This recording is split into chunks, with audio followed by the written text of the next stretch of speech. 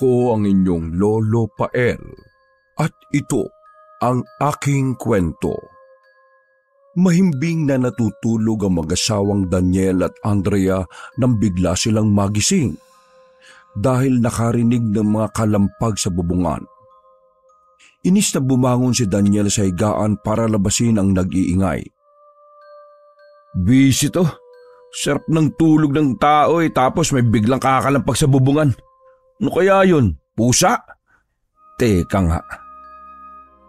Kinuha niya ang walis na pang-agiw para ipanghampas sa inaakala niyang pusa. Napapatingala siya sa bubong dahil pabalik-balik na naglalakad ang naroon. Mabibigat ang hakbang nito na tila ba hindi mapakali. Panay naman ang pigil sa kanya ng asawa dahil iniisip nitong baka magnanakaw ang nasa ibabaw ng bubong. Nako Han, kung magnanakaw siya, mas yari yan sa akin. Kalilipat lang natin dito sa bahay na to tapos nanakawan tayo kagad. Ano siya, sinuswerte? Mamalasin siya sa akin ngayon. Maaga pa ang pasok ko bukas sa trabaho tapos mangi-istorbo siya ng ganitong oras? Umanda talaga siya sa akin. Pilay yan sa akin ngayon. Nanggigigil na lumabas ng bahay si Daniel at sinipat-sipat pa niya ang bubungan para tingnan kung ano ang naroon. Nakasilip naman sa pintuan ng asawa at pilit siyang pinapapasok sa loob. Kinakabahan ng asawa niya sa kanyang ginagawa. Pero matapang si Daniel. Hindi siya kagad natatakot. Alam niya ang kanyang kakayahan. Kaya niyang labanan ng masasamang loob dahil maliksi ang kanyang katawan. Laman siya ng gym kapag walang pasok kaya buo ang loob niya anuman ang mangyayari. Kumuha ng mga bato si Daniel at inihagis ang mga ito sa bubungan. Langya ka! Kung sino ka man na nandyan, bumaba ka dito! Dito tayo magharap! Istorbo ka! Natutulog ang tao Di mo ipagpabukas ng ginagawa mo. Wala kang hiya sa katawan Kung wala kang pasok bukas, abay ako meron. Kung ayaw mo matulog, magpatulog ka. Ano? Di ka ba magpapakita sa akin? Bakit ka natahimik dyan, ha? Sa kababato ni Daniel sa bubungan, bigla na lang nagtakbuhan ng mga pusa na nasa bubungan ng kanilang kapitbahay. Nang wala namang pumapatol sa kanya, nilabas na siya ng asawa at hinila papasok ng bahay. Pigil ito ng pigil sa kanya dahil iniisip nitong nakakaya sa kapitbahay kung sila naman ang makaistorbo sa mga ito. Walang iya talaga! Duwag! Di naman makapagpakita sa akin. Bukas kapag narinig ko na naman yan aakitin ko na talaga yan sa bubungan. Pagkapasok sa bahay ay dumiretso siya sa kusina para uminom ng tubig. Pagkatapos ay bumalik na uli sila sa higaan para ipagpatuloy ang naudlot na pagtulog. Kinaumagahan, nanlalambot siyang lumabas ng bahay para pumasok sa trabaho. Kulang ang kanyang tulog kaya wala siya sa mood. Dahil bago pa lang sila sa lugar, pansinin sila ng mga kapitbahay. Palakaibigan ng mga tao roon. Palangiti rin ng mga ito.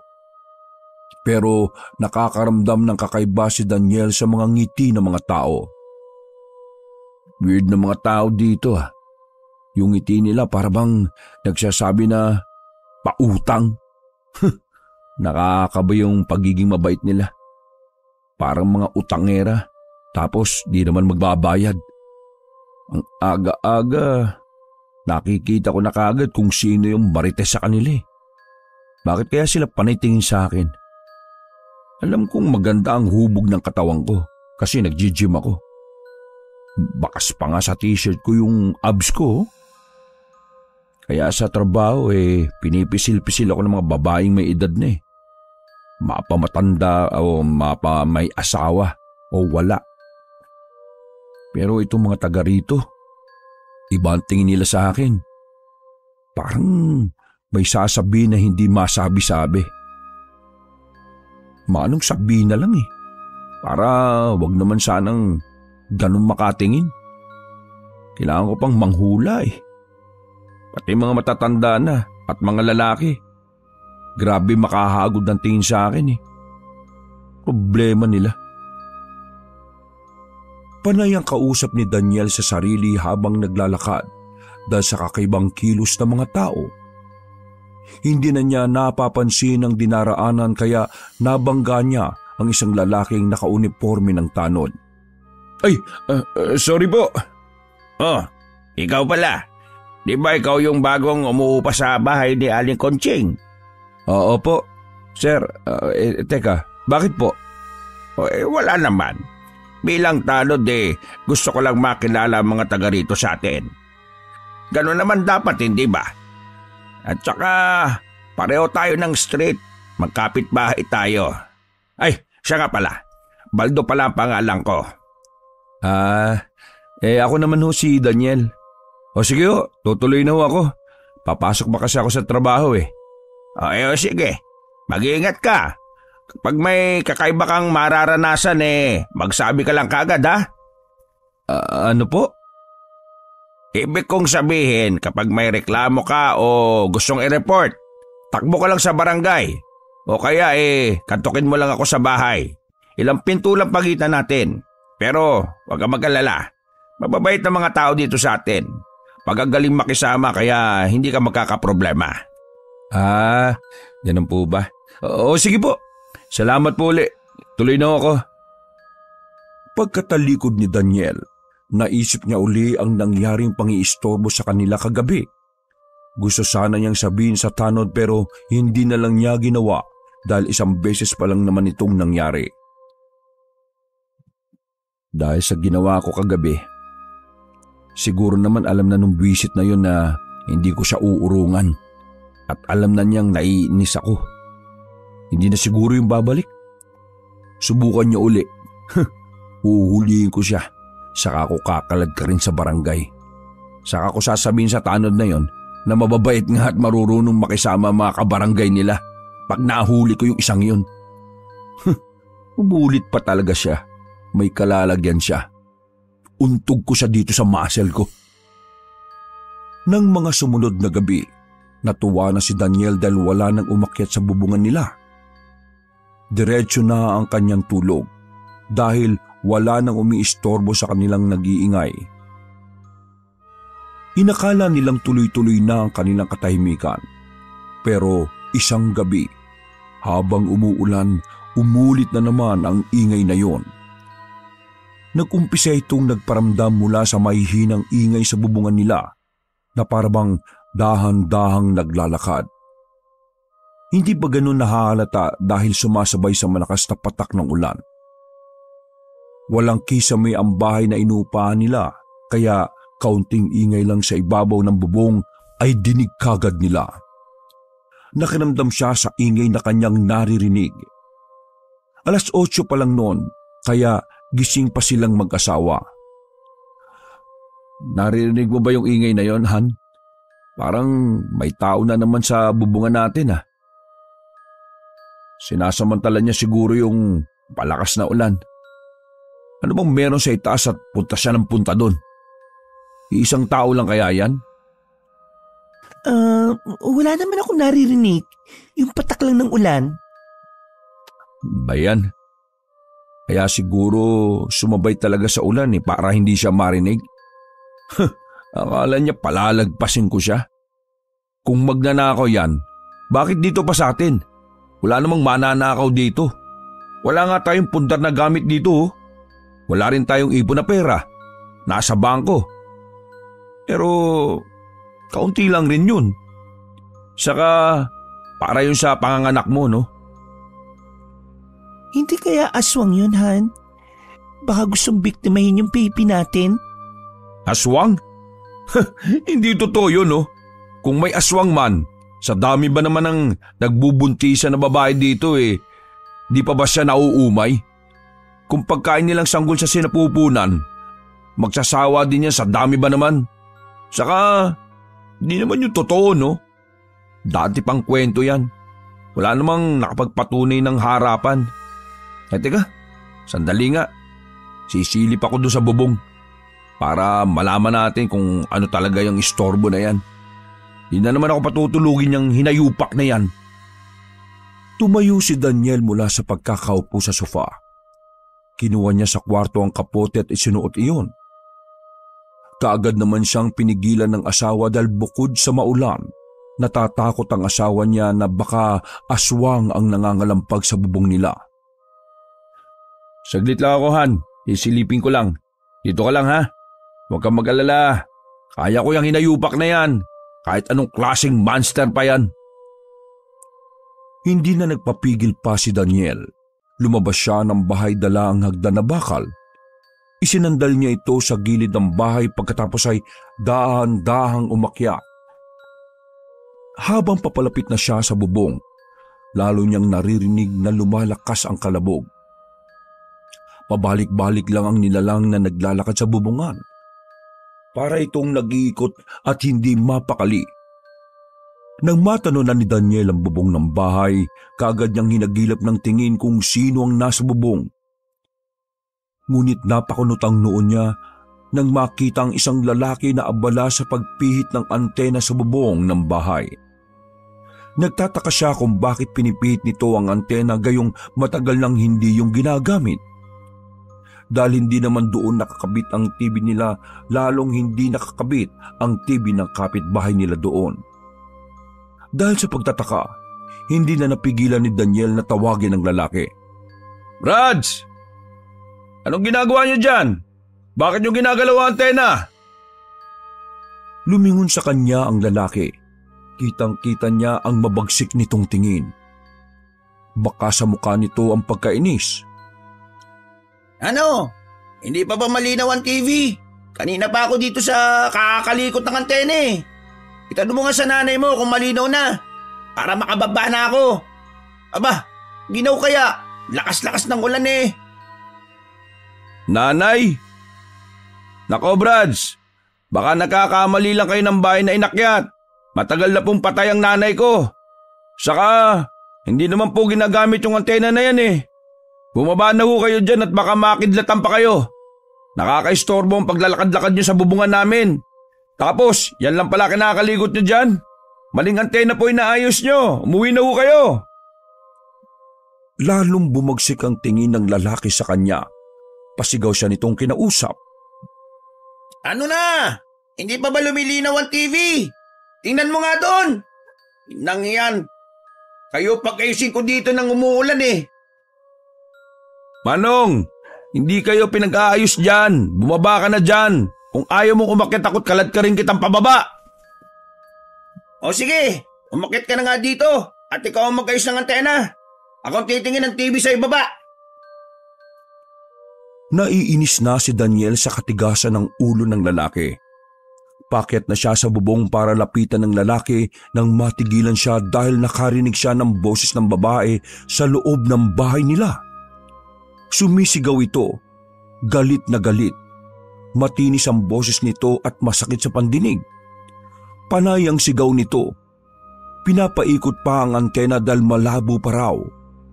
Hindi pa makita ang tao sa palabas. Ha? Sino yun? Bakit may ibang babae sa bahay namin? Han? Sino kasama mo dyan? Sino yung sumisigaw dyan na masakit sa tenga? Eto na nga, my loves. Ilang feet pa ba? Paano ba? Pakaliwa o pakanan? Lalong naguluhan si Daniel sa kanyang nasa saksihan. Nagsasagutan ang babae at lalaki. Galit na galit ang babae habang ang lalaki naman ay takot na takot sa babae habang panay ang pihit sa bakal ng tubo ng antena. Ano, my loves? My darling! Hindi pa rin mamalinaw. Ang lakas na ng ulan dito, kumukulog pa at kumikidlat. Baka tamaan ako ng kidlat dito. Hindi pa rin ba lumilinaw yan? Ano kaya, bukas na lang natin ayusin to, gabing-gabi na oh. Galit na galit ang babae nang sumagot sa lalaking nasa bubong. Kitang-kita ni Daniel na nanginginig na ang lalaki pero patuloy pa rin sa pag-ikot sa antena. Ano bang nangyayari?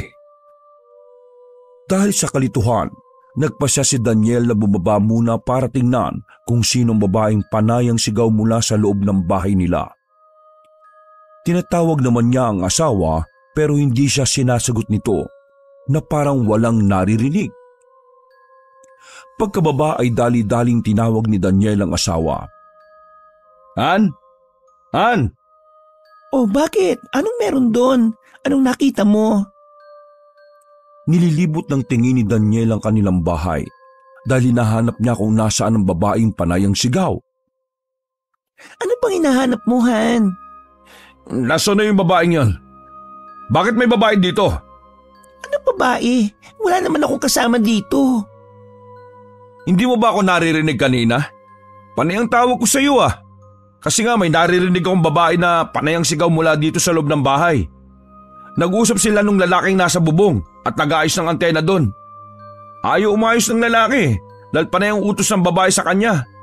Under desire yung lalaking yun eh. Sigurado kang walang babae dito? Kasi may naririnig akong babae nagsasalita talaga dito eh. Nakakunot ang noo ng asawa ni Daniel. Halata na sa mukha nito ang pagkainis dahil hindi maintindihan si Daniel.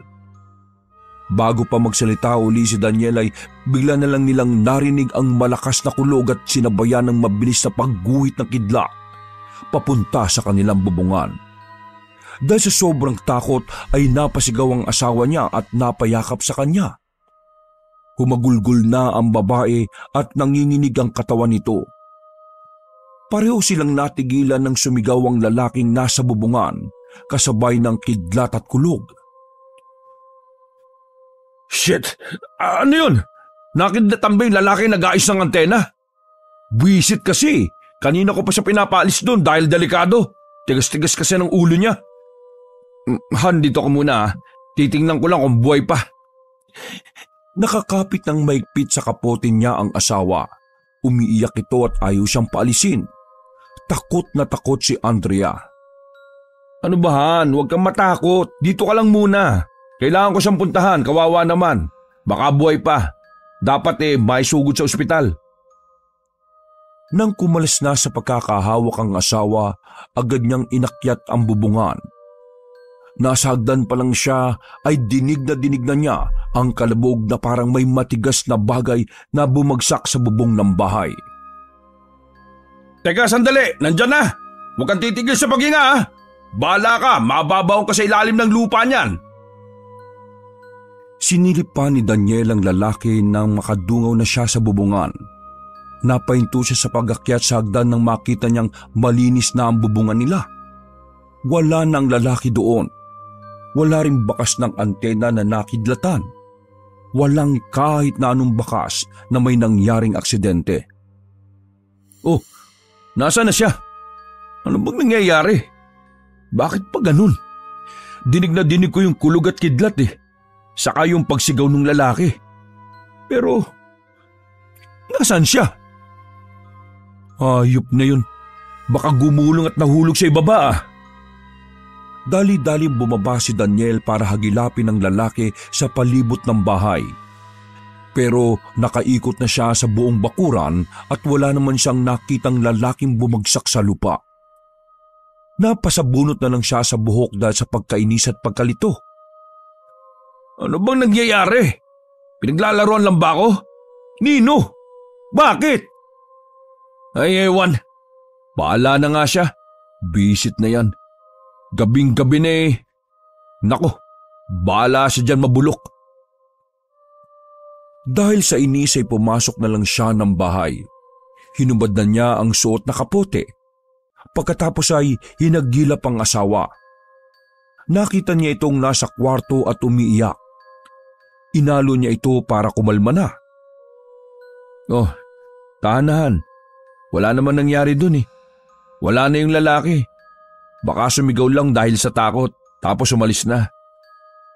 Hayaan na natin yun. At least, alam na natin kung ano yung nandun sa bubungan. Tao lang at hindi aswang. Oh, sige na, tahan na. Maliligo lang ako saglit kasi nabasa na rin ako ng ulan. Kakahanap sa kanya. Tapos wala din naman pala.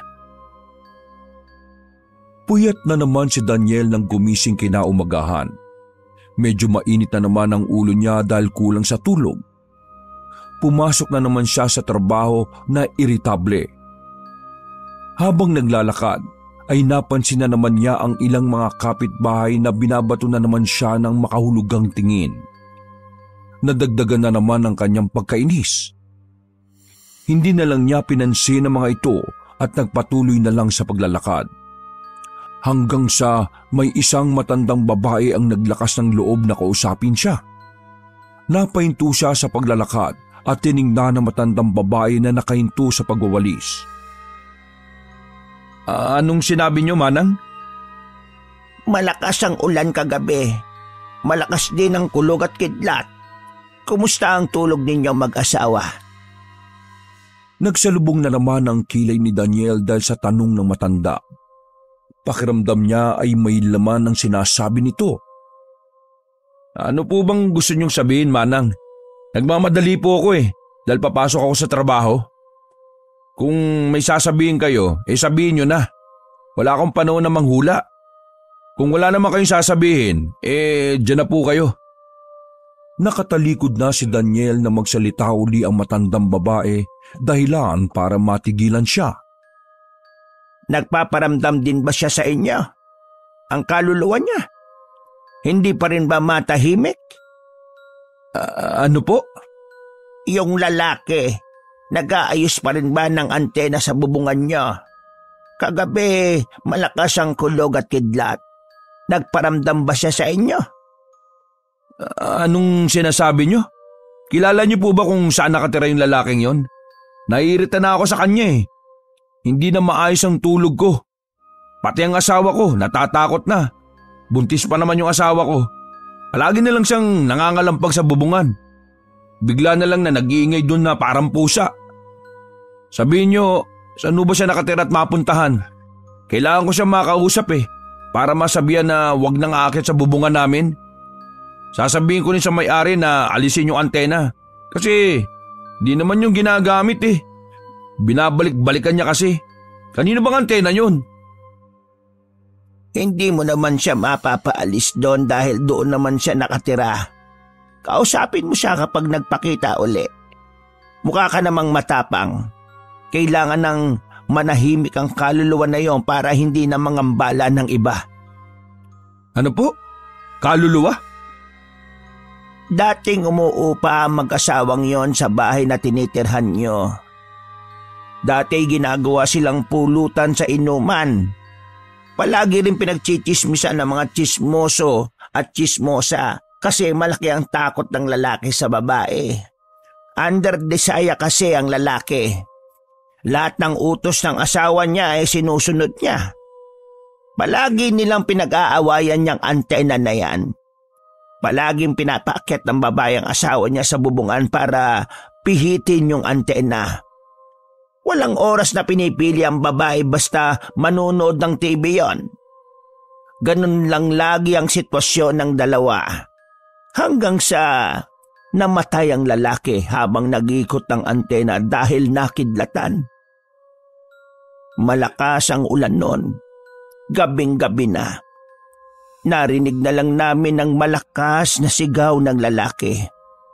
Nasundan ng malakas na kalabog sa bubungan. Naglabasan ng mga kapitbahay para tulungan ng mag-asawa, pero huli na. Nakita ng lahat ang mag-asawa na nasa bubungan at nakahandusay at wala ng buhay. Ang sabi ng mga tumulong namatay din ang babae dahil tinulungan niya ang asawa niya. Pilit inililigtas pero nakidlatan din ang babae. Ano bang ibig niyong sabihin? Na sila ay... Mga multo nila ang nagpaparamdam sa inyo. Palagi silang nagpaparamdam. Kaya lahat ng umuupa doon ay hindi nagtatagal. Pinagmumultuhan sila. Nakailang padasal na sa bahay na yan. Pinatingnan na rin sa mga experts. Pero ang multo ng mag-asawa, hindi nila magawang itaboy. Mukha ka namang matapang. Baka ikaw ang sagot para manahimik sila. Biglang binalot ng kaba at kilabot si Daniel, lalo na nang hawakan siya sa braso ng matandang babae. Kausapin mo sila. Nakikita ko namang matapang ka. Baka ikaw ang sagot para manahimik na sila. Kailangan lang nila ng makakausap para malaman nilang patay na sila. Baka kasi naakala nilang buhay pa sila at inuulit-ulit nila ang sanhi ng kanilang pagkamatay. Ho? Nako, hindi po ah. Ngayon pa na nalaman kong multo sila. Umpisa pa lang nagtataka na ako kasi bigla na lang nawawala. Akala tuloy ng asawa ko inaaswang siya dahil buntis ang asawa ko. Pero ngayong napatunayan kong multo pala talagang lalaking yon, bakit ko naman siya kakausapin? Bahala siya sa buhay niya. Di ko naman siya kaano-ano O sige, dyan ako kayo manang. Papasok na po ako sa trabaho. Mas mabuting kausapin mo na lang, iho. Makikinig naman yon. Hindi na sinagot ni Daniel ang pahabol ng matanda. Habang nagmamadaling umalis ay ramdam niya ang panginginig ng kanyang tuhod. Pinamumutlaan din siya at pinapawisan ng butil-butil. Pagkasakay niya sa jeep, nilingon pa niya ang matandang babae. Nakatingin pa rin ito ng seryoso sa kanya. Umiwas na lang siya ng tingin at nagkunwaring wala siyang pakialam sa mga sinabi nito. Kahit alam niya sa sarili na sobra siyang natatakot sa mga kwento na matanda. Kinagabihan, pareho silang tahimik na mag-asawa. Nakikiramdam na naman sila. Nagbago bigla ang pakiramdam ni Daniel. Ang dating tapang na harapin ng gumagambala sa kanila ay napalitan ng kilabot mula nang malaman niyang hindi na buhay ang taong palaging nagpaparamdam sa kanilang bubungan. Mabuti pa ang aswang, kaya niyang makipagpambuno. Ngunit papaano siya makikipag-away sa isang multo? Napansin ng asawa niya ang malalalim niyang buntong hininga.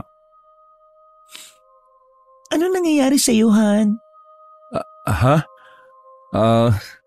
Wala. Pagod lang ito sa trabaho.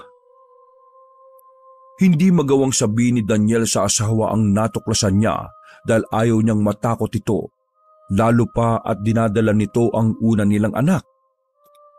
O sige, malapit na ako matapos ng pagluluto. Pagkatapos ay kumain na tayo ha, saka matulog ng maaga.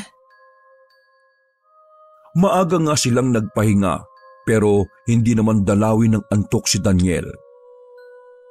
Kung kanina ay pakiramdam niya ay pagod na pagod at sobrang bigat ng kanyang mata, noon naman ay hindi na siya makatulog.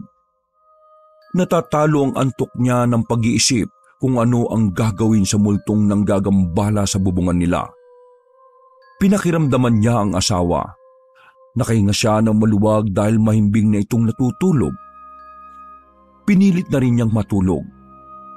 Ilang minuto pa ang nakalipas, naririnig na naman niya ang mga yabag sa bubungan. Sa pagkakataong yon, hindi na niya ito pinansin. Hinayaan na lang niya at inisip na lilipas din yon. Matatapos din ang pagpaparamdam ng multo. Pero nagising naman ang asawa niya dahil sa ingay na yon. Han, may tao na naman sa bubungan. Naririnig mo ba? Yumakap na lang si Daniel sa asawa. Guni-guni mo lang yun, Han. Wala naman akong naririnig Antok na ako, Han. Matulog na tayo. Nagsinungaling na siya sa asawa para tumigil ito na bigyan ng pansin ang naririnig na ingay. Pero tila nananadya ang multong nasa bubungan nila. Palakas ng palakas ang kalabog sa bubong. Mabibigat na ang mga yabag na ginagawa nito. Pakiramdam ni Daniel ay babagsak ang yero, pero hindi siya nagpapahalata sa asawa. Kada nagsasalita ang asawa ay sinasabi niyang wala siyang naririnig na ingay. Niyayakap na lang niya ng maigpit ang asawa para hindi ito matakot. Pilit niya itong pinatutulog, dahilan para lalong mainis ang asawa niya. Maya-maya ay napabalikwas na ng bangon si Andrea dahil nagsalita ng lalaking nasa bubungan. Galit na si Andrea. Pilit siya nitong pinapabangon para puntahan ang lalaking nasa bubong at palayasin ito. Nangungulit na kasi ang lalaki na tingnan ng TV kung malinaw ang signal. Ang nararanasan ni Daniel nung una ay nararanasan na rin ng asawa niya. Napabangon na rin si Daniel at kinausap ang asawa. Han, wala na tayong magagawa dyan. Hayaan mo, bukas na bukas pupuntahan ko si Mang Baldo. I-report ko yung multo sa bubungan. Ano? Multo? Anong multo? Multo? Kasi gabing-gabi nasa bubong. Hindi naman kasi yan magnanakaw Kasi di naman tayo pinapasok dito sa bahay. Hindi ko alam kung anong itatawag sa kanya Kaya multo na lang. Ay nako, tara na. Higa na lang ulit tayo, matulog na tayo. Bukas, ayusin ko yung problema nating yan. Kinabukasan, maagang nagising si Daniel. Pinuntahan niya ang kapitbahay nilang Tanod para i-report ang multong nanggagambala sa kanila. Ano? Multo ba mo? Paano mo naman nasabing multong nasa bubungan ninyo? Sa dami naman ng pwedeng pagmultuan bakit sa bubungan pa? Palagi po kasing nag-aayos ng antena doon tapos kapag pinupuntahan ko, nawawala na katagalan. Paano ho bang gagawin ko doon, Mang Baldo? Sabi mo sa may-ari ng bahay, ipaalis mo yung antena para hindi na multuhin.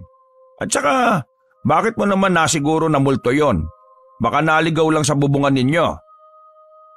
Meron po kasi ako nakausap na matandang babae doon sa bandang unahan sa iskinita natin.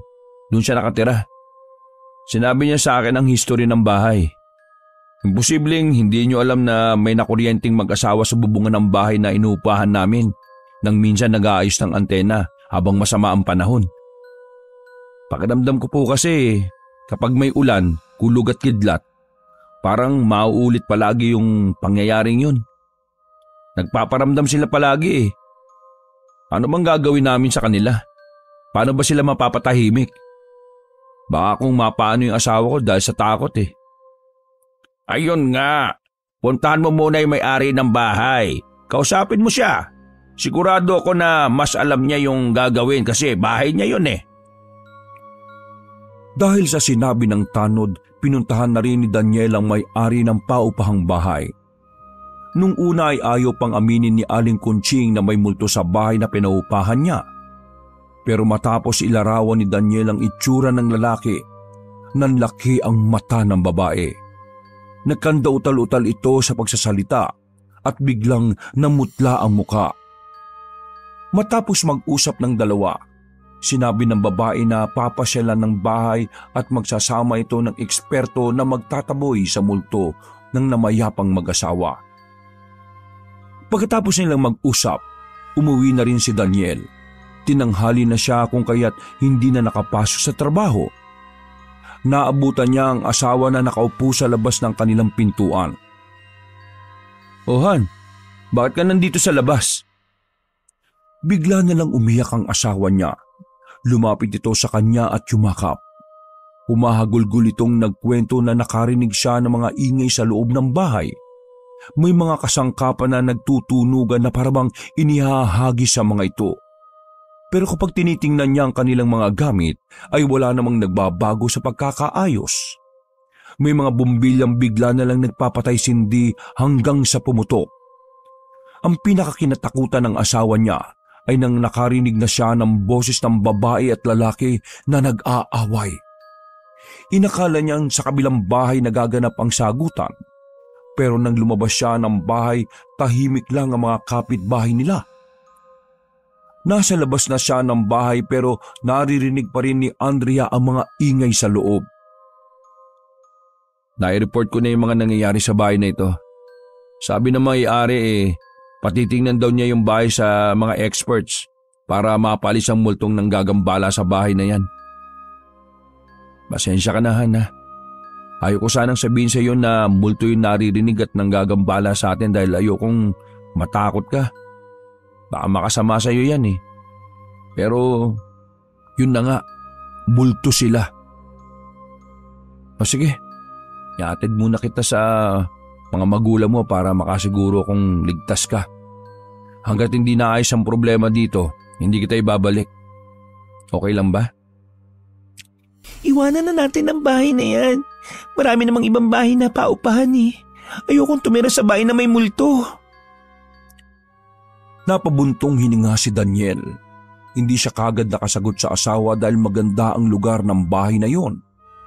Malapit lang sa kanyang trabaho.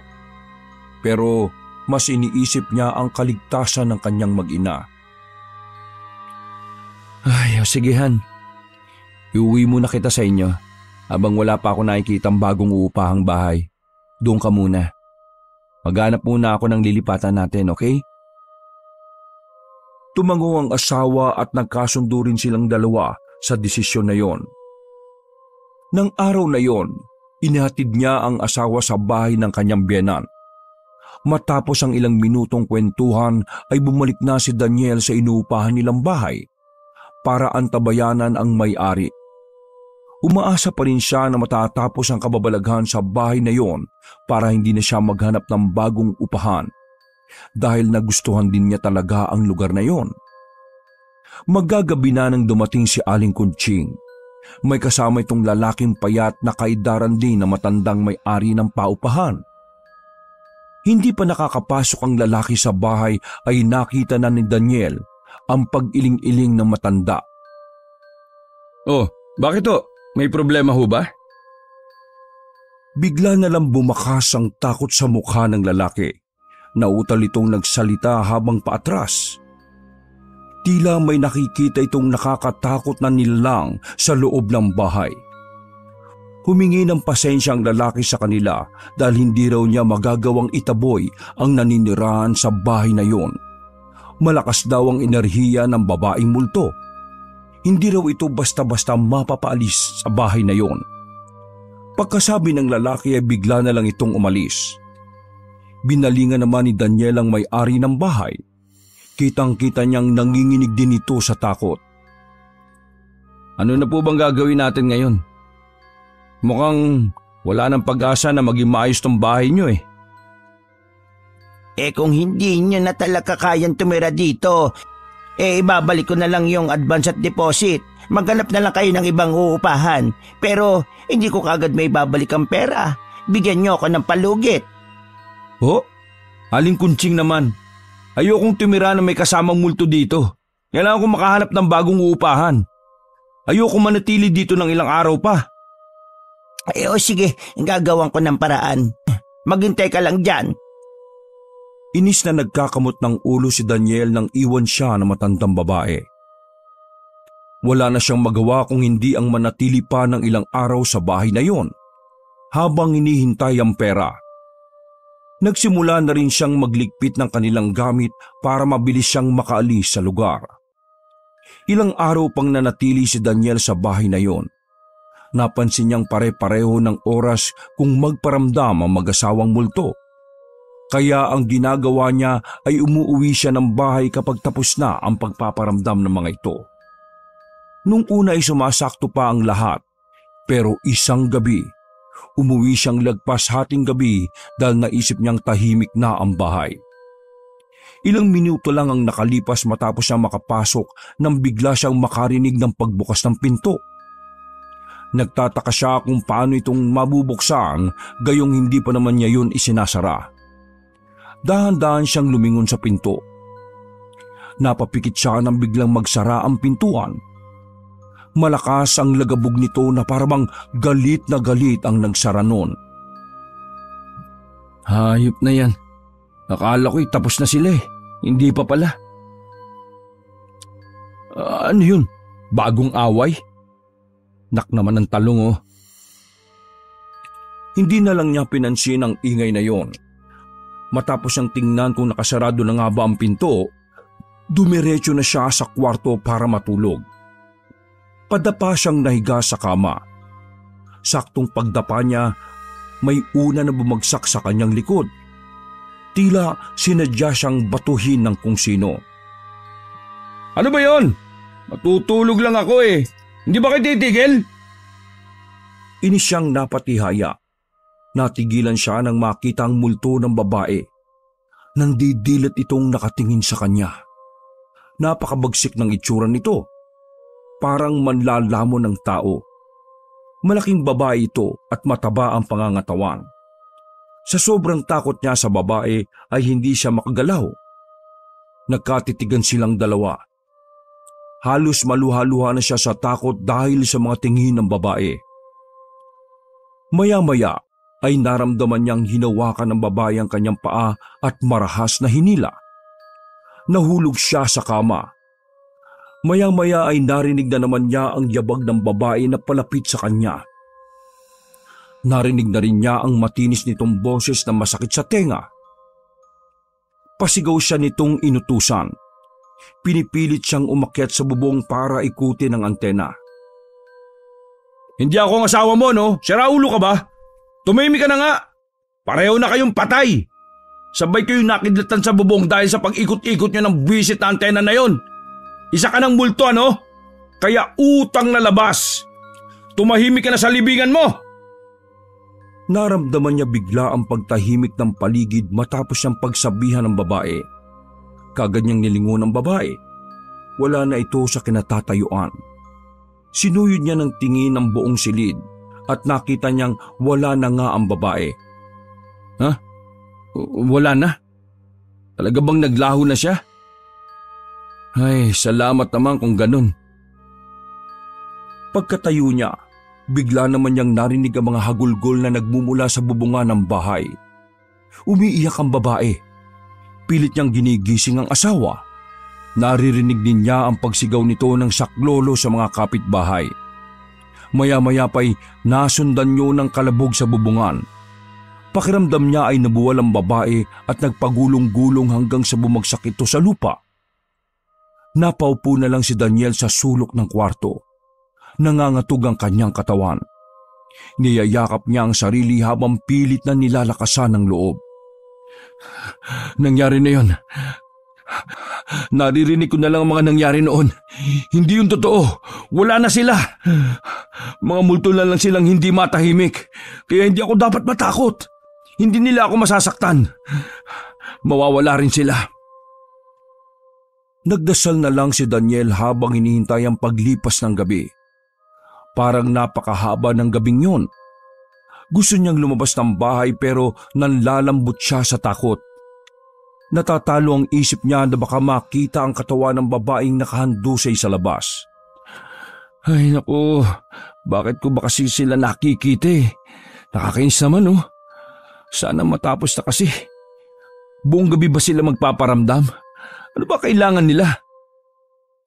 Naalala niya ang biniling kandila ng kanyang asawa. Palaging may kandila sa bahay nila para may magamit kapag nag-brown out. Kinuha niya yun at sinindihan. Itinulos niya sa sahig. Pagkatapos ay nagdasal ulit. Ipinagdasal niya ang kaluluwa ng mag-asawang hindi matahimik.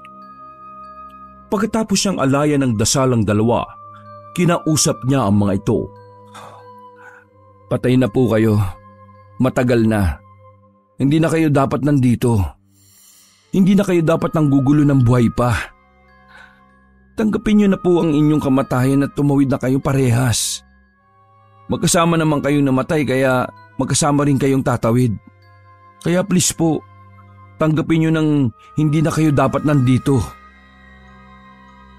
Kahit nakapikit si Daniel habang kinakausap ang mag-asawa, ramdam niya ang presensya ng mga ito. Naramdaman niyang nasa kwarto na ang mag-asawa. Nakaupo sila sa kama. Nararamdaman din niyang nakatingin ang mga ito sa kanya. Lalong nagtayuan ang balahibo niya sa katawan. Para siyang nasa loob ng refrigerator dahil sa bigla na lang lumamig ang temperatura sa kwarto. Mariin siyang pumikit at lalong isiniksik ang sarili sa sulok ng silid. Maya-maya ay bigla niyang narinig ang paghikbi ng mag-asawa. Hindi na sila nagsasalita. Umiiyak sila. Mula sa malakas sa pagagulgol hanggang sa unti-unti nang humina ang kanilang pag-iyak at tuluyan nang nawala. Pinagpawisan si Daniel ng butil-butil at napapahawak siya sa dibdib dahil tila gustong lumabas ng kanyang puso sa sobrang kaba. Ilang sandali ang lumipas. Bumalik na ang tamang temperatura sa silid. wala na siyang nararamdamang presensya. Wala na ba talaga sila? Umalis na ba talaga? Dumilat na siya. Wala na siyang ibang nakita sa silid. Siya na lang mag-isa ang naroroon. Nakahinga na siya ng maluwag. Ay nako, salamat Panginoon. Nakinig din sila. Sana. Hindi na nag-aksaya ng oras si Daniel. Magumagan na rin noon kaya tinapos na lang niyang iligpit ang ilang mga gamit. Maliwanag na nang matapos sila sa pag-iimpake. Dinala niya ang lahat ng naimpaking gamit sa sala pagkatapos ay binuksan ang pinto. Gulat na gulat siya nang makita ang may-ari ng bahay na nakambasa ng kumatok. Oh, Aling Kunching. Sinadya talaga kita. Pasensya ka na Daniel ha. Dala ko na yung pera mo. Mas mabuti nga siguro na maghanap na kayo ng ibang maupahan. Hindi ko alam kung ano ang gagawin sa bahay na ito eh. Ginawa ko na ang lahat dati para mapalis ang multo ng mag-asawa. Pero ayaw talaga nila. Paano kasi? 20 taon din silang tumira sa bahay na ito. Bakit to kasi hindi nyo ipalis ang antena sa bubungan? Di naman yung ginagamit eh. Baka yun ang dahilan kaya hindi nila maiwan yung bahay na to. Masyadong memorable sa kanila yung antena. Ginawa ko na yun dati. Pero ang mga inupahan ko na alisin ang antena, pinagmumultuhan sila. Nagkakasakit pa ang iba. Yung iba naman, nahuhulog na parang may nagtutulak. Pinamalitan nila yun kaya wala nang nagtangkang magtanggal ng antena na yan. Lahat ng taga dito sa atin, mga takot nang lumapit sa bahay na ito. Ano ang balak niyong gawin sa bahay na to? Siguro mag-iipon muna ako ng pera. Balak kong ipatibag na lang. Luma na rin naman ang bahay eh. Bahala na kung anong mangyayari sa hinaharap. Kung hindi po ninyo magagawan pa ng paraan, wag na ho ninyong paupahan. Delikado po eh. Kawawa yung mga titira. Ay oo, ganun na nga.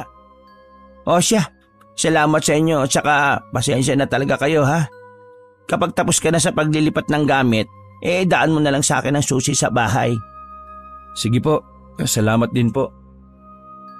Pagkaalis ng babae ay nagtawag na ng tricycle si Daniel para upang magakot ng gamit nila. Nang maikarga na nila ang lahat ng gamit sa tricycle, sumakay na rin siya sa likuran ng driver. Habang iniiwan nila ang bahay, napatingin siya sa bubungan ng bahay. Nakita niyang nakatayo roon ng mag-asawang multo. Inihahatid siya ng tingin ng mga ito. Nangilabot naman si Daniel nang makita sila. Di pa rin pala talaga sila umaalis. Akala ko tumawid na sila. Naku naman sana talaga hindi na paupahan yung bahay na yan. Bigla siyang kinausap ng driver ng tricycle. Tinanong siya nito kung ano ang sinasabi dahil bubulong-bulong siya. Ano ho Manong? Sabi ko, dumaan ho tayo sa bahay ni Aling Kunching kasi ihahatid ko po itong susi ng bahay. Pagkasabi noon, ay muli na namang nagsalita si Daniel ng pabulong. Sana man kaya makakahanap ng uupahan, yung hindi naman dito sa Cavite. Medyo na-trauma ako dito eh. Ang hirap talaga ng paupa-upa. Pagkatid niya ng susi sa may-ari ng bahay ay nagpatid na siya sa bahay ng biyenan. Doon sila nanatiling mag-asawa habang hindi pa nakakahanap ng bagong madilipatan. Wakas!